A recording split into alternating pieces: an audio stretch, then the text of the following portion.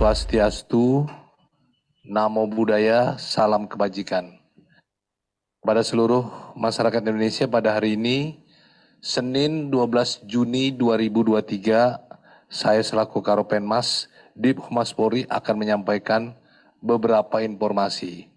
Yang pertama, gangguan Kamtibmas tanggal 11 Juni 2023. Secara umum, tren gangguan Kamtibmas mengalami penurunan sebanyak 318 kasus atau 21,80%, yaitu pada hari Sabtu 10 Juni 2023 sebanyak 1.459 kejadian. Dan pada hari Minggu 11 Juni 2023 sebanyak 1.141 kejadian. Apabila dilihat dari data tren jenis kejahatan yang menjadi catatan kepolisian, ada 5 kasus kejahatan yang jumlah kejadiannya tertinggi antara lain pencurian dengan pemberatan atau curat sebanyak 90 kasus, narkotika sebanyak 64 kasus, curanmor sebanyak 32 kasus, judi sebanyak 6 kasus, dan yang kelima pencurian dengan kekerasan atau curas sebanyak 18 kasus.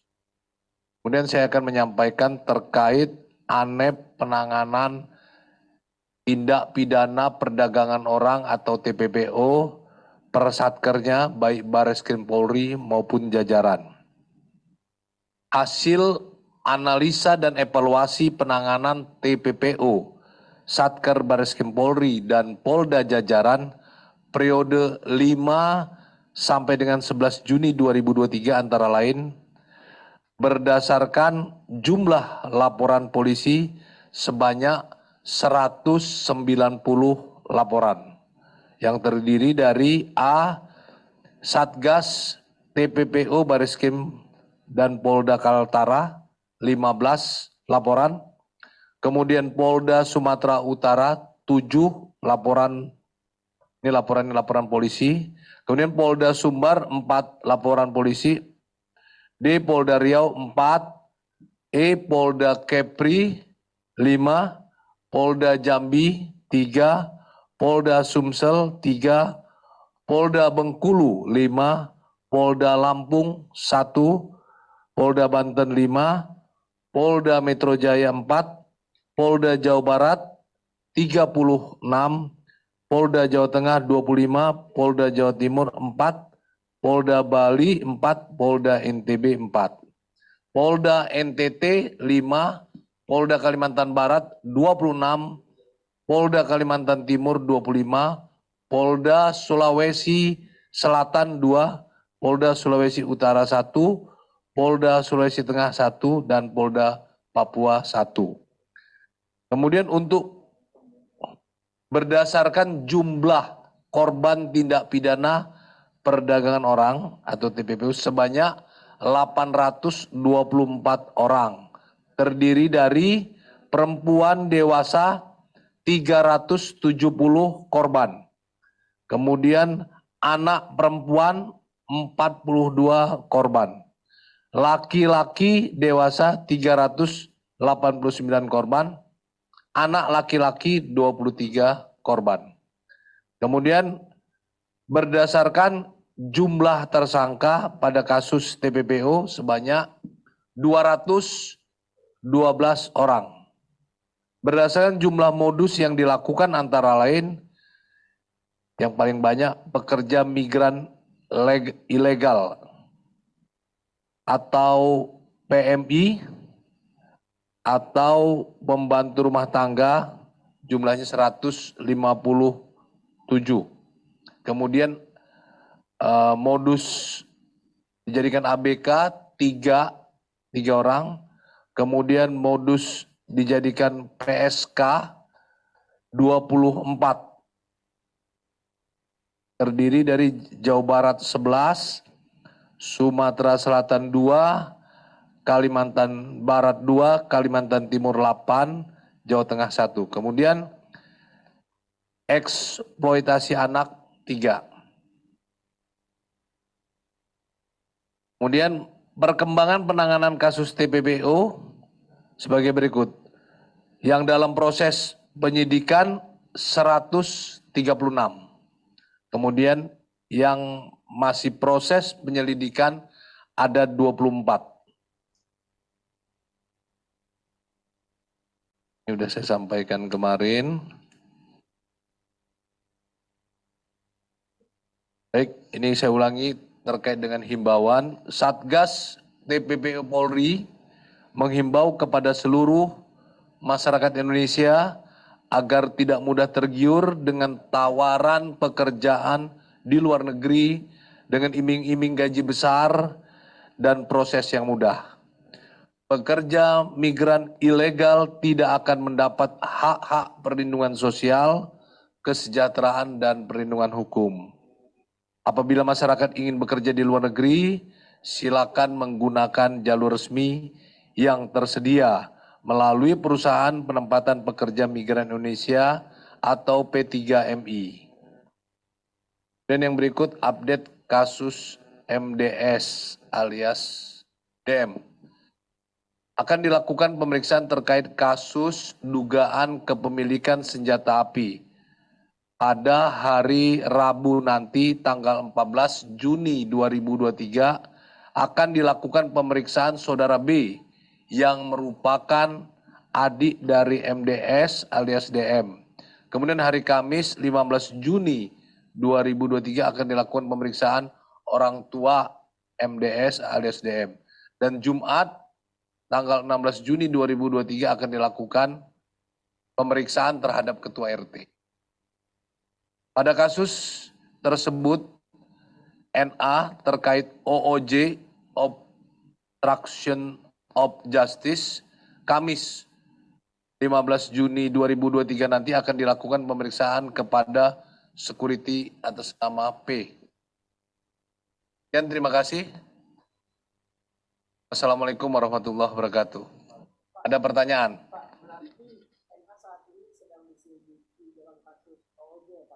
Ya. Masih saksi. Terkait dengan pengungkapan dari sejumlah polda itu tanggal berapa sampai berapa ya? 5 sampai 11 Juni. Jadi kita akan update setiap minggu. Kan ini kan bisa dibilang dibandingkan dengan tahun-tahun atau bulan-bulan sebelumnya juga ini pengungkapan yang besar di bulan yang terakhir ini ya Pak. Memang pengungkapan yang besar atau kasus yang mana sih Pak? Kalau kita sampaikan bahwa sebelum Satgas 5 Juni ini terbentuk juga ada Satgas TPPO yang ada di Direktorat Tindak Pidana Umum Bareskrim Polri. Ada dalam 3 tahun terakhir ada hampir 400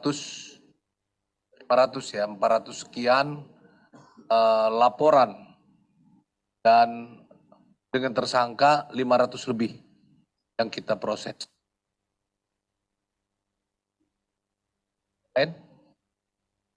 Jadi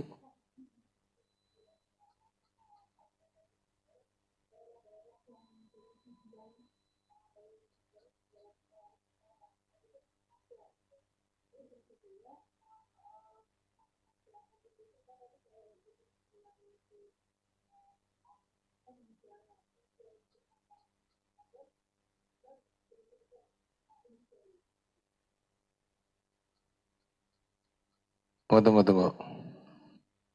Tanggal 14 akan dilakukan pemeriksaan saudara B.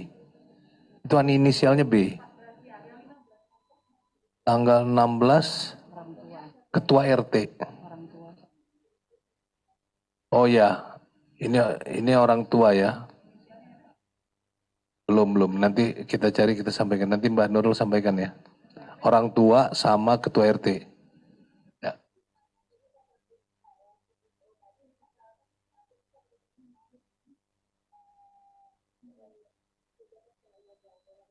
Ya, ini karena ini secara umum ya saya sampaikan. Jadi beberapa daerah tujuan seperti yang di Lampung ada 28 calon pekerja migran Indonesia yang akan dipekerjakan ke Timur Tengah.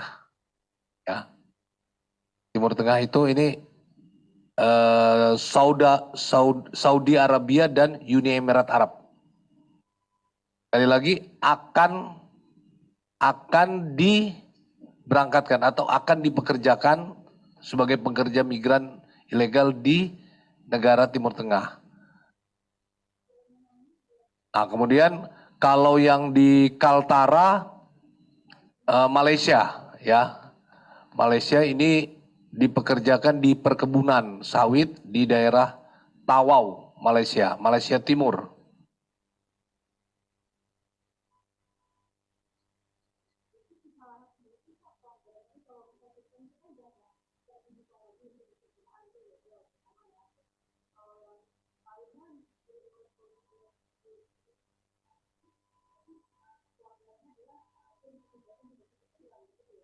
Jadi begini, ini ditangkap masih di Indonesia, ya.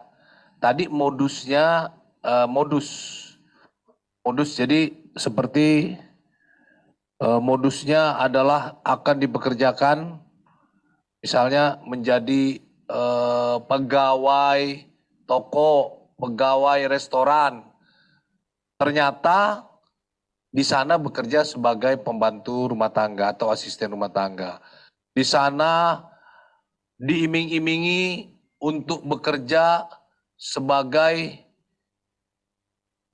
pelayan toko misalnya, nyatanya atau pelayan restoran, nyatanya di sana dipekerjakan sebagai PSK.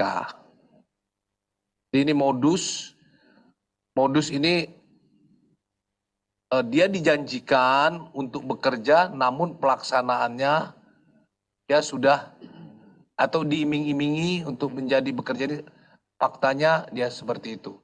Nah, sementara para pekerja migran ini sudah meninggalkan kampung halamannya, ya. Misalnya dia dari daerah A sudah sampai kayak di Nunukan, ya, dia udah sampai di Nunukan, nah, dia udah mau berangkat gitu, sehingga dia bekerja di tempat yang lain. Kalau daerah tujuan macam-macam, kalau di Asia Tenggara bisa Malaysia, bisa Singapura, kalau di Timur Tengah, di beberapa negara Timur Tengah, ya.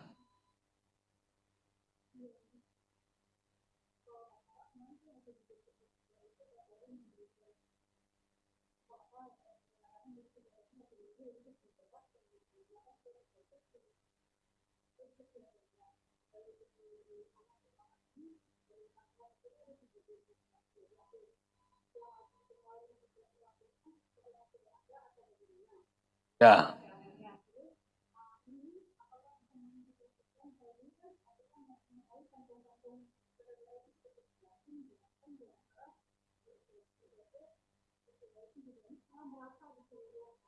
Indonesia.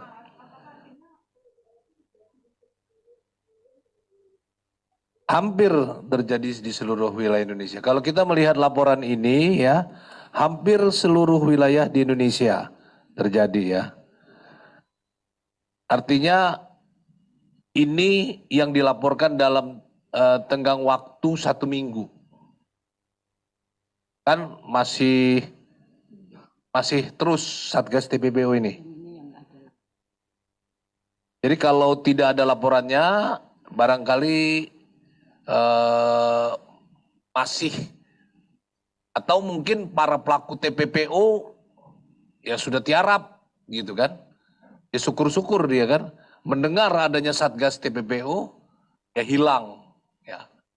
Intinya ya pada prinsipnya bahwa Kapolri telah memerintahkan pembentukan Satgas TPPO di seluruh wilayah Indonesia, di seluruh Polda yang dipimpin oleh Bapak Wakapolda. Dan tentu setelah perintah itu, maka Polda-Polda langsung melaksanakan aksinya.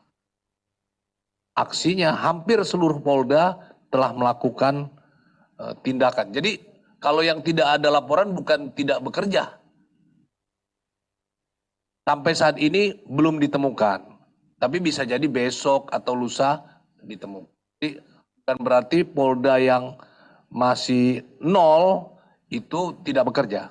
Semua Polda dipastikan bekerja dalam rangka memetakan, mencegah, dan melakukan penegakan hukum terhadap tindak pidana perdagangan orang di seluruh Indonesia.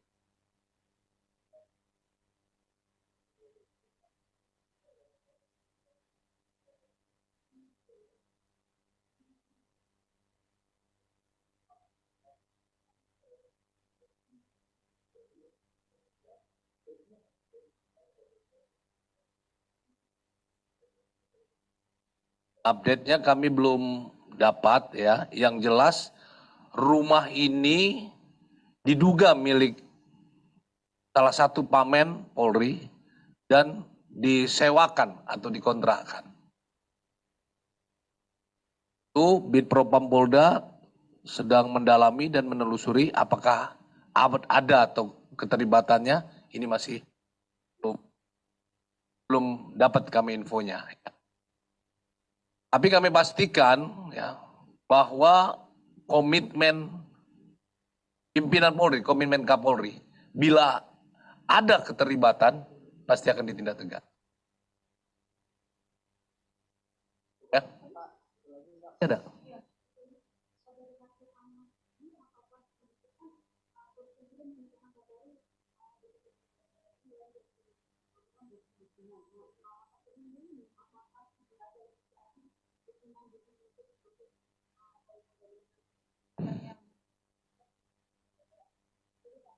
Baik ya, saya jawab. Dalam penanganan kasus TPPO ini sudah ada 136 yang diproses di penyidikan dan 24 dalam penyelidikan. Di 136 ini macam-macam perannya ya. Ada yang sebagai calo, ada yang berperan sebagai perekrut, ada yang berperan sebagai pendana, ya, yang memiliki dana. Jadi dia yang bekerja, berperan bekerja, ini yang menyiapkan dananya. Dan hampir rata-rata adalah bukan perusahaan kalau dulu namanya PJTKI, sekarang namanya pekerja perusahaan, bukan BP2MI, tunggu. Ya, perusahaan penempatan pekerja migran Indonesia, P3MI. Jadi kami sekali lagi himbau agar masyarakat yang ingin bekerja di luar negeri ini, karena modusnya paling banyak adalah pekerja migran Indonesia. Di bisnis pekerja migran Indonesia. Sekali lagi kami menghimbau untuk menggunakan jalur yang resmi yang tersedia melalui perusahaan penempatan pekerja migran Indonesia atau P3MI, dan bila ada yang menawarkan, memberikan iming-iming, jangan mudah tergiur atau percayai. Kalau ada perusahaan yang menawarkan, masyarakat bisa mengecek ya, apakah perusahaan yang menawarkan tersebut itu benar-benar perusahaan di bidang penempatan pekerja migran Indonesia. Untuk mengeceknya, silakan menghubungi Disnaker setempat atau BP3MI di setempat. Ya. Dicek kalau perusahaan ini benar nggak? Perusahaan ini adalah perusahaan penempatan pekerja migran Indonesia.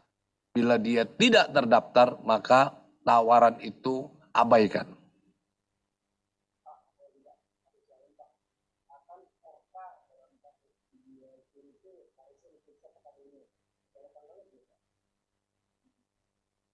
Belum.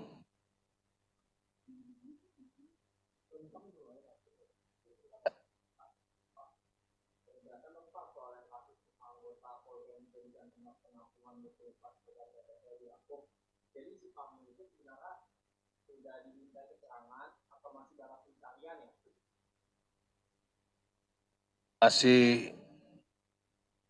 Masih ditelusuri oleh Ditpropam Polda Lampung ya.